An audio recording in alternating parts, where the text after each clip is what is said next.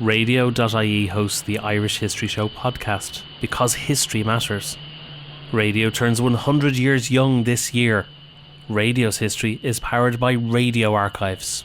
For radio archiving solutions from people passionate about radio, visit radio.ie.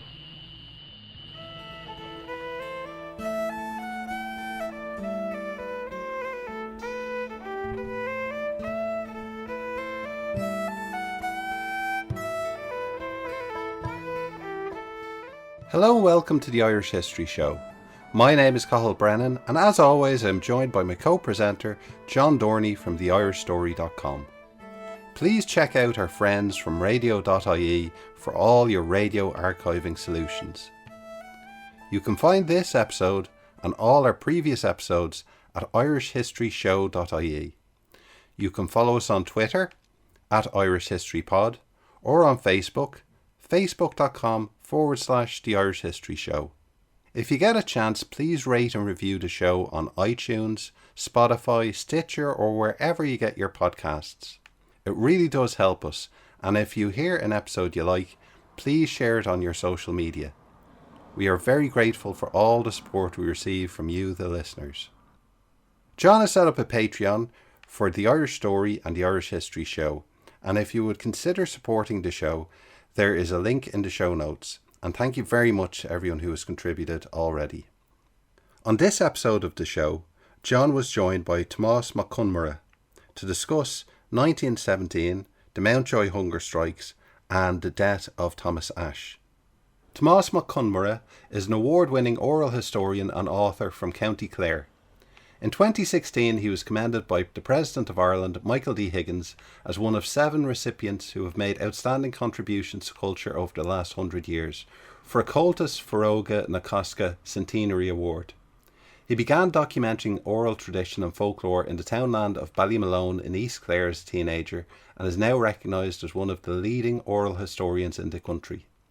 From 2008 to 2014, he led the foundation and development of Cuimhnimh an Clár, Memories of Clare, and was also a founding member of the Oral History Network of Ireland.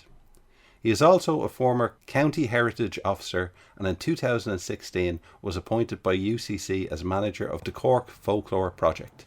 Thomas MacConmara, we're here today to talk about your book Days of Hunger, the Clare Volunteers and the Mountjoy Hunger Strikes of 1917. Now, Thomas, we all know about 1916 in Irish history, but why is 1917 important in Irish history? Well, I actually make the case in the book that 1917 could potentially be seen as more important than 1916. And I suppose it's illustrated in some ways. I interviewed the son of one of the hunger strikers, a man called Michael O'Brien, whose father was also Michael O'Brien. And, you know, in a very simple, rural way, he said that the hunger strike in which his father took part, in the 1917 hunger strike in which his father took part and in which Thomas Ashe died, gave a real meaning to the rising. And that's an important point in the sense that the Easter Rising for the general public comes out of nowhere. Because critical to our understanding of this is the environment, the political environment for decades had been entirely closed and oppressive. So for people who took a republican position and wanted separation from Britain, they didn't have any opportunity to voice that openly, because when they did, they were arrested and jailed. So by the time of the Mountjoy Hunger strike of 1917, and increasingly events of 1917 are understood much more deeply, and they have a different reaction, because the Irish people have now had a year since the Easter Rising to figure out what this notion of separatism is about. They've become more confident in expressing it, and it actually finds a foothold with their deeper consciousness. The aims of the Easter Rising become much more realisable because the Irish people are now more confident about expressing what are, I believe, deeply held sentiments. So 1917 is really, really important in our understanding of modern Irish history. So 1917 finds itself lost between kind of the two landmarks, the two giants of Irish history, the Easter Rising on one side and the War of Independence on the other. So for that reason, in a general sense, the Irish public haven't, I suppose, a full appreciation of its significance for modern Irish history. But it's my contention that events in 1917 determine almost everything that happens afterwards, because the Republican movement coheres across 1917. So while there had been a Sinn Féin party before the First World War, what emerges in 1917 is a whole new Sinn Féin party that's much more closely aligned with militant Irish republicanism. It leaves 1917 as that. I think it enters 1917 still as the original Sinn Féin. It's a part of a broader movement. The national movement in 1917, of early 1917, was comprised of many different parts, many different strands, all of which are trying to grab hold of this sort of newfound enthusiasm for Irish nationalism broadly. But what we see across 1917, directed in my view by the Irish Volunteers and by the IRB, is a gradually coming together of that movement, and Sinn Féin becomes the vehicle for that. And the Sinn Féin, as you rightly say, exits 1917 is the Sinn Féin that we have come to know. But in the early days of 1917, it was the Arthur Griffith Party. It technically didn't represent Republican aspirations that we would understand them as. So for that reason, 1917 is really important, because we see that coming together of these disparate strands of Irish nationalism into, as you say, a very militant Republican movement, and a very coherent movement towards the end of 1917. Yes, and before we talk about the meat of your book, which is the hunger strike in September 1917, let's talk about a few of the important things that happened before in that year. Now, one thing just before 1917 is many of the prisoners are released from the rising in late 1916, and also in early 1917, the separatists, not quite yet Sinn Féin, win a number of by-elections. Can you speak a bit about those by-elections? Yeah, absolutely, because as you say, there's a significant number of prisoners are released from Frongok in Christmas 1916, so they come back into early 1917, obviously with renewed determination to try and bring forward the Republican movement. They haven't quite figured out what is the military strategy for that, what is the political strategy. So I suppose it's trying to take advantage of opportunities as they present themselves. And the first real opportunity presents itself in the late January, early February North Roscommon by-election, which Count Plunkett is put forward as the candidate. Now, he's not put forward officially as a Sinn Féin candidate, but he's put forward as the candidate representing the Easter Rising's sentiment. Count Plunkett is the father of one of the executed signatories. He's the father of Joseph Mary Plunkett, and he's also the father of two other sons who were at that time in jail in England. So he's on death row. Well, they had previously been on death row and had been commuted to penal servitude for life, in the same way that Thomas Ashe was, for example. But this is significant because immediately after the election, which Count Plunkett wins, the press and the establishment, the political establishment, are dismiss it because it's sympathy for him because his son was executed. But I've read through Joseph Byrne, the head of the RSC's secret communications at the time, and he reveals and he accepts that the reason they won is because the Republican movement were much better at mobilising political support. They had much more energy behind their campaign, and he also accepted that the Irish Parliamentary Party had lost favour with the people of North Roscommon. They had become increasingly disillusioned with the fact that the Irish Parliamentary Party kept conceding to the Unionist minority in the British Parliament. So there's much more going on underneath, and this is kind of two stories across 1917, because on the face of it we see no outward political change, but I believe that under the surface there is a sentiment there that's waiting to break out, and it's reflected in some ways in the victory in North Roscommon. But we have to wait then a further 3 months until May, when the South Longford by-election occurs and Joe McGuinness's name is put forward. Now, Joe McGuinness is an imprisoned candidate in Lewis. He's one of the most senior Republicans in the movement. He's against his nomination. He's actually against the idea of being put forward from his point of view, because he was a really strong Republican-minded individual and he didn't want to engage in a British electoral machine. From De Valera's point of view, who also was against the nomination, De Valera felt it was too much of a risk to put a 1916 man forward and for him to be defeated, and that would be too much of a blow for the Republican movement to take. Now, the message went out from Lewis jail: we don't want the name going forward, despite the fact that Tom Ashe and Harry Boland in the jail said it should go ahead. The message went out from Lewis jail: don't put McGuinness's name forward. The unfortunate thing for them is it went to a man called Michael Collins, and Michael Collins had already decided he was going to put the name forward. He did. It paid off, but just because they won by 37 votes, and that was a hugely significant victory. Again, like North Roscommon, it was dismissed on the basis if it was sympathy for an imprisoned candidate. But that can't be enough to explain away the fact that an imprisoned candidate had been elected, by people who had traditionally voted Parliamentary Party for many decades. Put him in to get him out, as the slogan went. Put him in to get him out was the slogan and the image that went with it. Now, the next major by-election, though, is probably the most significant, and it's that of Eamon de Valera in County Clare, and he takes the seat of Willie Redmond, the brother of John Redmond, the leader of the Parliamentary Party who was killed in the First World War. So this is a very significant blow for Sinn Féin. it's a very significant victory for Sinn Féin. It's hugely important in the sense that you rightly say Willie Redmond was the Member of Parliament. He's a significant political figure. He's 25 years in office in County Clare, in East Clare, in the constituency. He's a very popular politician in County Clare. From my research, I have found that there would be a lot of positive things said about Willie Redmond. People also, even when he joined the British Army, felt he was courageous. While his brother was, enlisting thousands to the British Army, Willie Redmond said famously that I won't ask anyone to go, I will ask them to come with me. And he went and joined the British Army and died, as you said, in the Battle of Messines.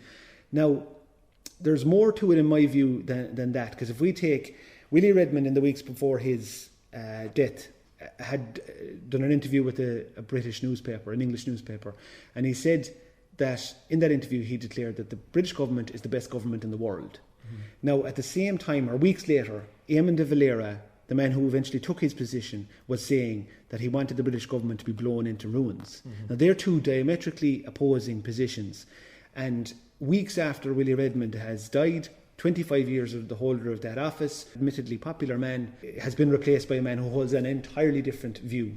Now, I don't think you can explain that away with the people who got excited or people who got, who changed their mind overnight. I think, again, and it's a theme throughout my book, that there is a deeply held sentiment in Ireland that hadn't had the possibility of expressing itself because Irish politics had been dominated by a monopoly of the Irish Parliamentary Party, who were in many ways the acceptable face of Irish nationalism, and if anybody stepped beyond that, they were arrested and suppressed, including Willie Redmond himself, who was jailed earlier on in the 1900s for stepping on beyond the lines of acceptable nationalism.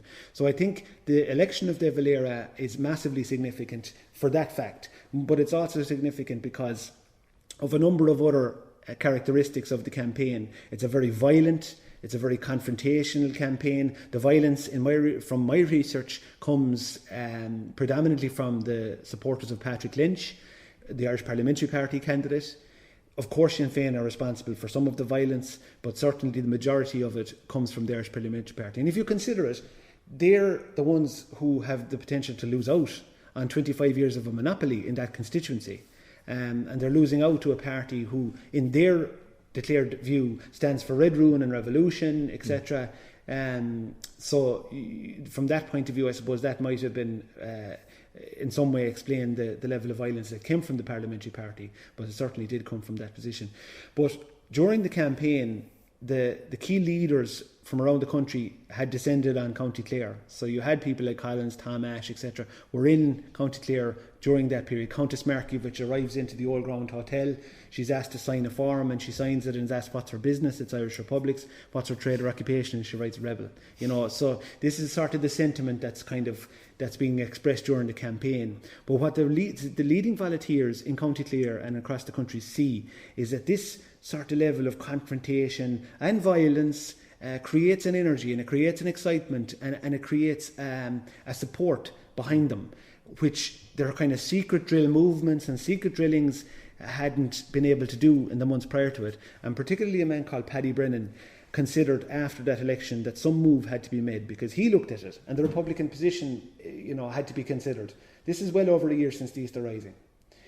Little had actually happened in that 14 months, apart from the two by-elections in Roscommon and South Longford, and the release of prisoners in Christmas 1916 and then in the summer of 1917. But little else had really happened to capture and hold the emotional support that the 1916 Rising had stimulated. So they decided, very importantly, that some move had to be made in the aftermath of the 1917 by-election. Before we move on about the by-election, so one of the reasons it's so significant is that it's seen as an endorsement of the Rising in some respects, and one of the reasons for that is that De Valera's, he appears in his volunteer uniform. He's presented as the last commandant of 1916, which Thomas Ashe would have disagreed with, but he says, De Valera spat in England's face is on one of the posters, so it's a very militant message that he puts out there. There's no question, in my view, it's a volunteer election, and when we go to the convention in the weeks prior to it, when Eamon de Valera was still in jail, at the convention there was a number of names put forward. At least 13 names were put forward, from various different positions. But De Valera's name was put forward, and it was disagreed with at the convention. Now, Austin Brennan, who was one of three brothers in the Brennan family, stood up and declared on behalf of the Irish Volunteers he declared that unless Sinn Féin accepted De Valera as their candidate, that the Volunteers would run him against Sinn Féin, if necessary, as an Irish volunteer candidate. So the Irish Volunteers were very much leading this campaign. They were the most organised of all of those different strands of Irish nationalism. They were the most disciplined and most organised and most progressed, because the other elements were trying to catch up with this sort of emotional energy that was in Ireland, but the Volunteers were well organised within themselves. So they very much led the campaign. De Valera, as you say, wore the uniform of a band commandant in the Irish Volunteers. Irish Volunteers went everywhere with him. This was a really important expose of the Irish Volunteers' ability to maintain discipline, to maintain order in a very fraught and confrontational situation, and to display their ability to actually run their own country effectively if they were given the chance, which was the message. The broad, simple message of the campaign was militant. It was led by the Volunteers, and it was about a simple message of breaking the connection with England. No deeper, no more philosophical or policy driven than that. That was the message. Mm-hmm. Now, before again we move on to the hunger strikes, one more piece of context I want to cover is the Defence of the Realm Act, or DORA. What was that? The Defence of the Realm Act was really important and becomes increasingly important. It's a wartime law which enables the British forces to effectively arrest anybody that they perceive has the ability to damage their ability to run the war effectively. And that runs from the example of a woman in County Kildare who suggests to her neighbour that she could be at better work when that neighbour was sending parcels to her sons who were in the British Army. She's arrested and brought to court over that simple statement. You have the arrest of a man who is heard singing the ballad of Reading Jail, which of course was Oscar Wilde's ballad, which had nothing to do with republicanism, but some busy RIC man felt that it was a Republican ballad and he was jailed for it, which was a piece of irony that was actually noted at the eventual acquittal, that the man who wrote the song wasn't known for his Republican sentiment, but this man was arrested on that basis. So it ran from that ridiculous to, I suppose, in a certain sense, more serious. Thomas Ashe, who becomes so critical towards the end of 1917, is arrested because of a speech he makes in Ballinlee in County Longford. Now, in that speech, he, is very clear about the need for separation from Britain and the way in which that could be achieved through military force. So in the broad range of reasons to be arrested under DORA, Thomas Ashe was probably more likely to be. It doesn't make it any more justified. It's still a very severe law, but that is the context of it, and it is under DORA that all of the Volunteers throughout the summer of 1917 are arrested. You write that in particular in County Clare, some of the volunteer leaders decided almost to use DORA against itself. Absolutely, yeah, and it was really important because I suppose, in a broader sense, I mean, these young, predominantly young Republicans in Clare and across the country are invariably students of history, and they understand the dynamic of Irish and political Irish-British relations, and they know the propensity of British forces to react very severely to open displays of sedition. So the one thing they know is that if they do step out into the public and declare, that they stand for a republic, or encourage others to stand for it, they know the reaction to that will be fairly severe. And they decide on that basis, with DORA in place, that what they would do after the East Clare by-election particularly, they saw how the confrontational nature of the campaign really brought about this energy and this interest in the Republican position. They had felt, very importantly, John, they had felt that they were losing ground since the Easter Rising, that nothing really had happened to sustain that emotional solidarity that the Rising had stimulated, and they decided that something has to be done. They learnt the lesson from the East Clare election, and immediately afterwards, Paddy Brennan, the Brigadier of the Clare Volunteers, declared to his officers across County Clare to go and openly drill. It was part of a 3-phase policy. He did not get approval from GHQ for it. The 3 phases were drill openly in front of the RIC, and they knew they'd be arrested because of that. The second phase was, at the inevitable court-martial, refuse to recognise that court. And the third phase was, demand political prisoner status. When it is denied, hunger strike. And that was a policy, 3-phase policy initiated in County Clare without the approval of GHQ, which created a huge amount of activity within County Clare, which began to be mirrored across the country, and ultimately ended up in the middle of August, late August 1917, with almost 40 Republican prisoners from across the country, including 16 from Clare, ended up in Mountjoy Jail, and then I suppose the conflict moved within the walls to an extent of Mountjoy Jail at that point. So the idea is almost to reveal the oppressive nature of the state, like to reveal it to the public. It's a propaganda exercise, really. That's exactly it. And they knew they could rely on the reaction of the British, and they had elements in place to ensure that they get the most propaganda from that. For example, when prisoners were arrested, when Republicans were arrested for drilling in Clare, they had arranged Cumann to descend on the platform where they were being taken to Limerick train station, for example, to create as much chaos and as much focus and attention on those arrests as possible, because there was little point in doing all of this if nobody saw it. The point was to expose British oppression. So the Cuman's role in this becomes really, really important in shining a light on the oppressive nature of British rule and on Dora as an act. And that really becomes important because now the message goes out there. The court-martials are followed in the local press, where the statements made by the prisoners are repeated back to the people of County Clare and across the country. So again, there's more talk, there's more focus on a position of defiance and a position of republicanism. And that was what the Republicans wanted. They didn't want a situation where people almost forgot about their place in the political story. And this move and the reaction of the British enabled that story to be told more effectively. Mm-hmm. Now, you've just mentioned Thomas Ashe, who was arrested for a seditious speech in Ballinolea, County Longford. Who was Thomas Ashe? Well, Ashe is really important. I mean, he becomes such an incredibly important figure after his death on the Mountjoy Hunger strike, which we'll talk about. But prior to that, he's hugely important. And unfortunately, because so much of the attention on Ashe has been on his death, a lot of his achievements in his young life have been neglected or overlooked. He's from Lisbole in Kerry, an Irish-speaking area, steeped in Irish culture and Irish folklore. He's a teacher by profession. He had written a play on Punkan when he was a young man, which was a very successful play as well. When he moved to Dublin, he becomes a principal teacher in Corduff National School, and immediately has an effect on the cultural fabric of the area. He sets up the Black Raven Pipe Band, he sets up a GEA club, he becomes immersed in the Irish language movement, and of course in the Irish Republican Brotherhood and the Irish Volunteers. So all spheres of that, the Irish story, Ashe is part of it. He's the archetypal Republican at the time. He goes to America. He spends almost 6 months on a lecture tour for the Irish, for Conor the Gaelic, the Gaelic League, and for the Irish Volunteers with Diarmaid Lynch. So he's really, really important. I suppose most significantly of all, he's the president of the Irish Republican Brotherhood Supreme Council. So he's a man of significant influence within the Republican movement at this time. And contrary to what's often said, he was actually a commandant in 1916 as well as Eamon de Valera. He was, absolutely, and he led the only successful military action in Ashbourne during the Easter Rising, which has given rise to some suggestions that his treatment in Mountjoy may have been somehow connected to that. It is certainly something I'll talk about in a while, but it's certainly possible and absolutely inevitable that they knew who Thomas Ashe was and what he had been involved in. But certainly he's hugely significant according to military rank, according to experience, and also according to the reverence within which he's held in the Republican movement. From what I can glean, he was somebody who was respected universally across the Republican movement. Mm-hmm.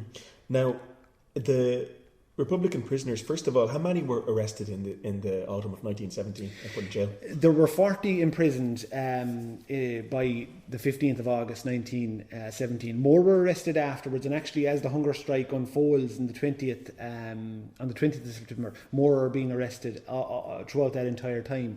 But in terms of the Mountjoy hunger strike, there are 40 prisoners in place. 38 of them eventually hunger strike.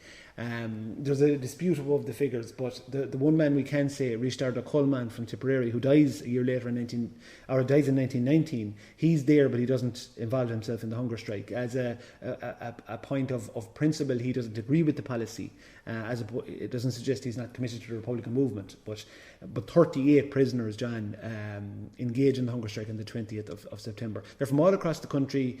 16 from County Clare, as I mentioned, by far the most of any one county. But you have people like Sean Tracy from Tipperary, Eamon O'Devere, you have J.J. Walsh from Cork, you have Tom Ashe, as I say, Austin Stack from Kerry, Fiona Ann Lynch. So you have serious Republicans in all people in who would have a big future in the Republican movement. They had a big future in the Republican movement, and many of them had a big past in the Republican movement as well. Now, what was interesting is you've seen people of the rank of Thomas Ashe in jail with men like Michael O'Brien from County Clare, who had never been in jail in his life. So you're seeing a mixture of people. But you're seeing a lot in this context, John, I think, of men who hadn't, some of them like Ashe, etc., had been involved in the Easter Rising, but many of them had not had the opportunity during the Easter Rising. Many of the Munster men hadn't had a chance to be involved in that rising. And this is something that didn't sit well with them. So when 1917 comes about, and this particular aspect of the campaign comes about, you see a real strong determination. I think some of it is connected to the fact that they hadn't had the chance in 1916. Now, we're very familiar, I think, today in the late 20th century, the 21st century, with the story of prisoners looking for political status. But what does this boil down to in 1917? What did the prisoners actually want?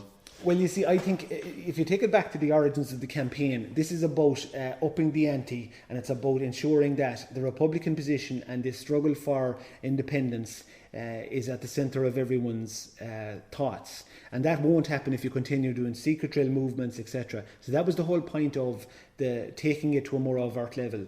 The rest of that policy was about confronting the British to the nth degree. I think the Republican prisoners were fully aware that within the British judicial framework there was not a political prisoner status, and that's why they looked to be described as either prisoners of war, political prisoners, or misdemeanants of the first class, which was the technical description, the highest technical description could be afforded to them.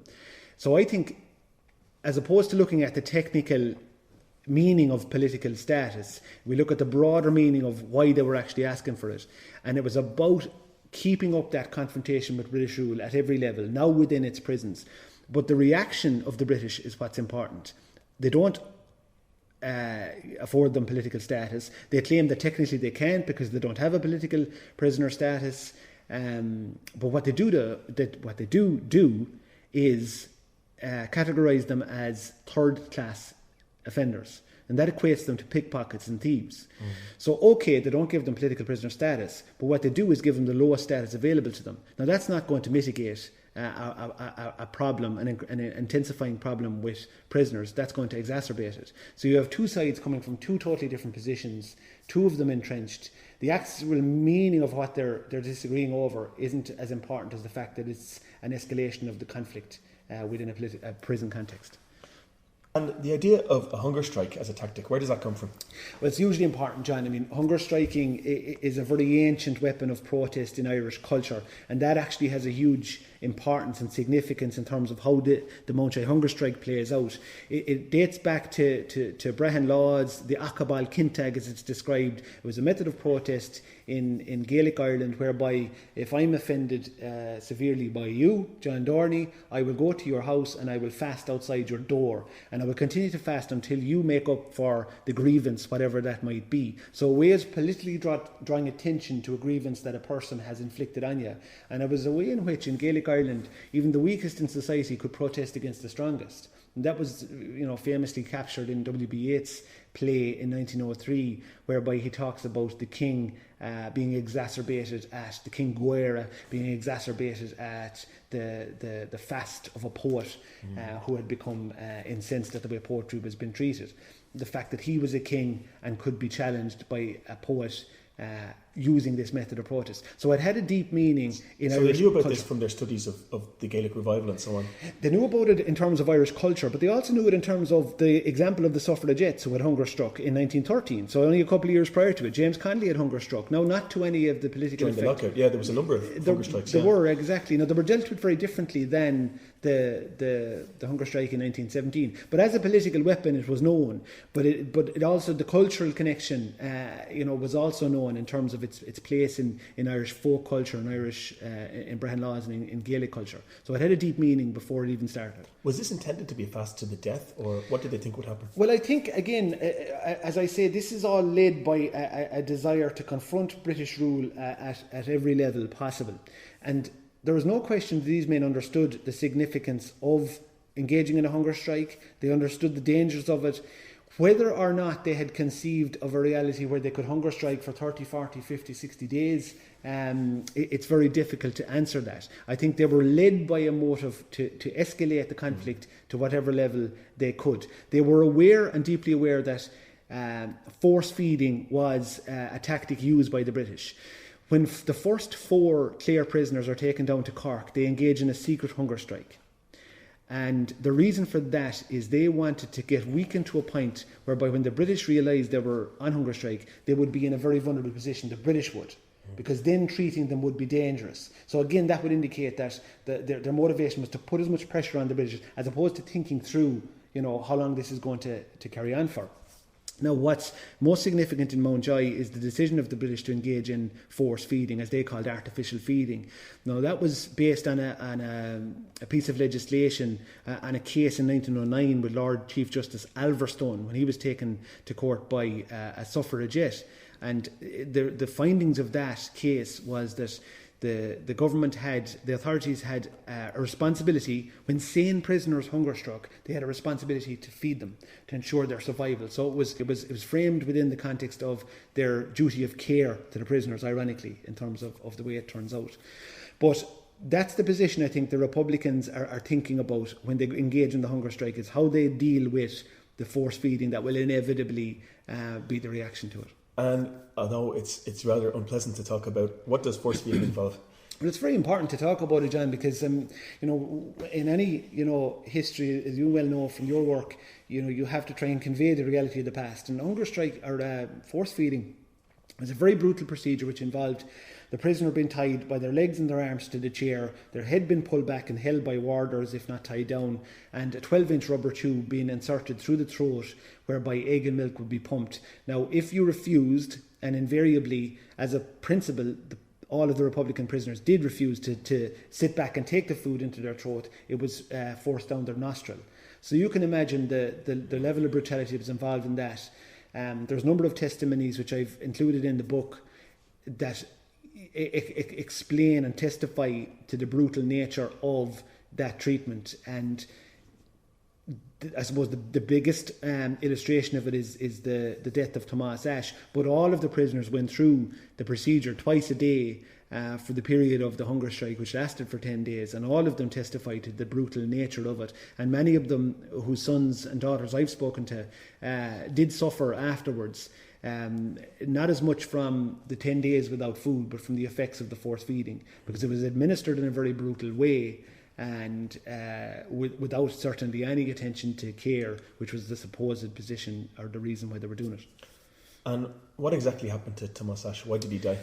Well, Ashe dies 5 days into the hunger strike, 3 days into his force feeding. So he's not fed until the 22nd of September 1920. The first hunger striker to be fed was a man called Michael O'Brien from County Clare, whose son I interviewed for the project, for my research. But Ashe is force fed only 5 times, and the 5th time he's force fed and the last time he's force fed is on the morning of the 25th of September. A man called William Boyd, the doctor, Dr. William Boyd, had been brought into the prison just that morning. The chief medical officer, Raymond Dowdall, had brought in Boyd, had contracted him on that morning, had given him a cursory instruction on force feeding. So a man who had been 30 years in the medical profession handed over an incredibly delicate and dangerous procedure to another man who had never executed it before. So that immediately was a very, in my view, unethical position to take as a doctor. And from the point of view of the British forces, it was a very dangerous position to take or a move to make. So Ashe is brought into the room where he's being force fed. William Boyd continues with the force feeding. The testimony of Austin Stack, who was also fed by Boyd, indicated that Boyd was particularly brutal and forceful in the force feeding, which of course, as you can imagine, is a very delicate procedure. And in force feeding Tom Ashe, he forces the food into the lungs of Ashe, which causes severe difficulties and an initial heart attack occurred. He was brought back first of all to his cell. I've gone through the Brother Allen collection here at the Military Archives in Dublin to see the different medical records that were completed in the aftermath. Immediately after the first heart attack, the Chief Medical Officer, Dowdall, writes in a form and states that the life of the prisoner 873 Thomas Ashe is in danger. He declares that he's likely to terminate before the end of his sentence, is what he actually says. Now, in a further form, he's asked on the form, does his current condition have any connection to his imprisonment? And he writes no. And he also is asked the question, does his current condition, or does the exacerbation of his current condition have anything to do with his current imprisonment? And he writes no. which is a fairly striking revelation when you consider that it was directly connected to his imprisonment and the forced feeding, why he had that first heart attack. He's taken a couple of hours later to the prison hospital and then to the Mater Hospital, which is very close to Mountjoy prison. And there he dies at 10 o'clock. And I've looked at a number of telegrams, one which was sent at 6:45 from Dublin. Dublin Post Office arrives in Cappamore at 7:15, Cappamore, County Limerick, where Thomas Ashe's sister Nora is a teacher. She receives the telegram, I'm presuming, sometime after that, but by the time she receives it, her brother is, if not dead, he's almost dead, because a further telegram, which arrives in Lisbole in County Kerry the following day, again from Michael Collins, states simply 6 words, that Tom died in Mater Hospital last night, 10:30, have wired Nora. So you can imagine the devastation to the Ashe family receiving that simple telegram with those words on it. But that moment, John, when Ashe dies at 10:30 on the 25th of September, that moment, I believe, as a historian, is one of the most significant moments in modern Irish history. I suggest that moment has more significance in terms of its impact than the Easter Rising of 1916, because that is the moment, and the funeral afterwards and the effect of it, the martyrdom of Ashe as the key narrative, is the crystallisation of Irish Republican sentiment, and the support for the Republican position is all, in my view, surrounding that moment of Ashe's death. Yeah, I mean, if you look at the context, whereas the 1916 leaders, some of them were known, but many of them weren't, they're executed in secret. What happens to Ashe happens in full view after they're having won several elections. So it's a different kind of different ballgame. Completely, and there's another significance and significant difference in that. The Easter Rising leaders are executed, but they're executed after a military engagement, so to speak. So unfair and all as it was, it followed a military engagement. Ashe dies as a hunger striker, which is a different meaning entirely. When you go to Bobby Sands' grave in Belfast, 300 people a day go to his grave, and that is based on the enduring reaction to a hunger striker's death. And Ashe, as the first Republican to die in hunger strike, had that impact. Immediately at the time, you see a man who cannot, by virtue of the protest, inflict harm on anybody else. It cannot, that's not a possibility. So his death then is presented as an entirely innocent death in that sense. He's an entirely innocent figure. So that actual impact is far more significant in a way, in terms of how it impacts on the consciousness of the Irish people. And that is the reality as it is borne out. Now, the Republican movement become incredibly efficient in terms of how they make use of that. He dies on the 25th, his funeral is on the 30th, almost 30,000 people march throughout the streets of Dublin. Now, present this as two contrasting images, John. You have, young men in County Clare marching in small numbers in boardings in early January because they know they'll be arrested. Now you have 30,000 people, many of them, almost 10,000, marching in military fashion in the streets of Dublin, the capital of Ireland, in full view of the British establishment, and nothing can be done about it. Now that's two dramatically contrasting positions. Now for the people in Dublin, that's a very clear image and a clear message.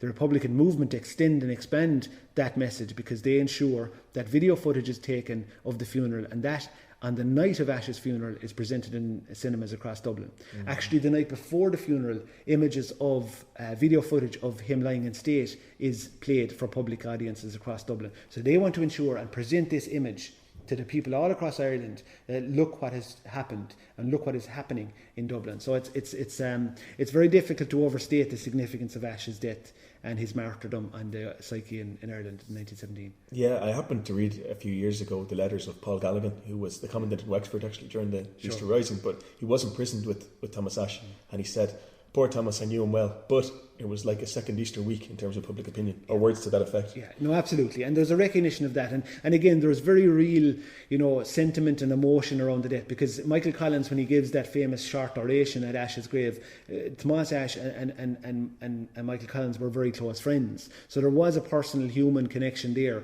but there was also a realisation that this is a huge moment. And, as Ashe would have done, the Republican movement sought to try and use that to the advantage of their struggle. You also have a difference, John, in the sense that in 1915 Ashe is in Glasnevin at the burial of Jeremiah Donovan Rossa, a Fenian of the old days, right? And that was being obviously sought to use that to instill inspiration in young people of that time. But Ashe is one of their own generation. This is a 32-year-old man who has died on a hunger strike. So this impact is far more has far more power in a certain sense to create a new emotion in Ireland, and it certainly does at that time. And, famously at the Rasa funeral, Pearse makes the speech, about the Fenian dead and so forth, and it's a very dramatic speech and so on. But Michael Collins makes a much more terse and militant gesture at the funeral of Thomas Ashe. He does, and it's very loaded, even though it's very short, it's very simple, but he makes the point, and his message, I think, is very clear about the shots being fired being the only suitable oration, is that is what's required. That is, what will be the message of the next number of years, and it turned out to be exactly that. So I think it was a very loaded statement in 1917, but it had found attraction within the Irish consciousness for all of the reasons we've been talking about. And just to finish up, Tomás, what happened to the remaining prisoners in the short term? Well, that was the 25th he died. Now, force feeding actually continued right up until the 30th. The Irish Privy Council sat on the 29th of September and passed a set of rules called the September Rules. Now, they described them as ameliorations, but I've looked at those rules and I've looked at the demands of the prisoners, and they're almost exactly the same. So they effectively did give concessions to the prisoners. So it was the night before the funeral. So in addition to the funeral and the effect of that, the message is sent all across the Irish press and the English press and in America that Britain had now given the concessions, but a man had to die on hunger strike in a very brutal way in order to get those concessions. And when the concessions were actually put in paper, they were fairly menial. But it was a further blow to British rule. And even, journalists at the time who were anti-Republican, accepted that this was a significant moment and a massive blow to British government's authority in Ireland. So the prisoners on the 30th, on the same day as Ashe's funeral, came off of the hunger strike. They obviously then had a period of recovery. A number of other prisoners had been taken to the Mater Hospital, almost died, but recovered. There was a period of recovery in Mountjoy Jail within much better conditions, but towards the end of October and into early November, the men were moved from Mountjoy Jail into Dundalk Prison with increased numbers because other men had been arrested throughout the country at the same time. And in Dundalk, the authorities tried to reimpose the original conditions, to which the men immediately hunger struck and were released under what was called the Cat and Mouse Act, or the Temporary Discharge for Ill Health Act. So they're released on the 15th of November 1917. Increasing numbers of the prisoners from Dundalk are released. The photograph which you see on the cover of my own book here is taken of the Clare prisoners with Eamon de Valera, who was at that point the Member of Parliament for East Clare. On the 25th of October at the Sinn Féin convention he became the president, and on the day after that he became the president of the Irish Volunteers. So the Republican movement is now much more cohesive, it's much more coherent. It has a robust executive, and it is a very different organisation than the one that we spoke about in early 1917. And these volunteers, on the back of whom this change maybe had come about, were now released out into the public and were received as heroes in Dublin, and particularly down in County Clare when these men returned. They returned to on the face of it, a very different county than the one they had been arrested in a number of months previously. Okay, Tomás MacConmara, thank you very much. So that was John there talking to Tomás MacConmara. You can find this episode and all our previous episodes at irishhistoryshow.ie. You can follow us on Twitter at irishhistorypod, or on Facebook, facebook.com/The Irish History Show. And if you get a chance, please rate and review the show on iTunes or Spotify or wherever you get your podcasts. It really does help us. And please share this episode or any episode that you like on your social media. It really, really benefits the show. John has set up a Patreon for the Irish Story and the Irish History Show, and if you would consider supporting the show, we would really appreciate it. The link is in the show notes. So until next time, on behalf of myself, Cathal Brennan, and my co-host John Dorney, thank you very much for listening.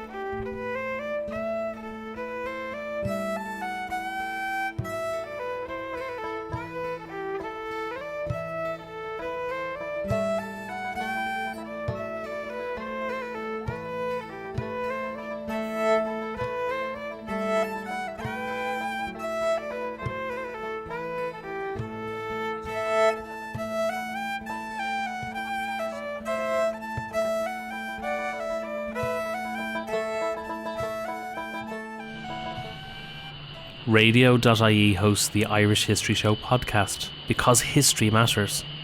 Radio turns 100 years young this year. Radio's history is powered by radio archives. For radio archiving solutions from people passionate about radio, visit radio.ie.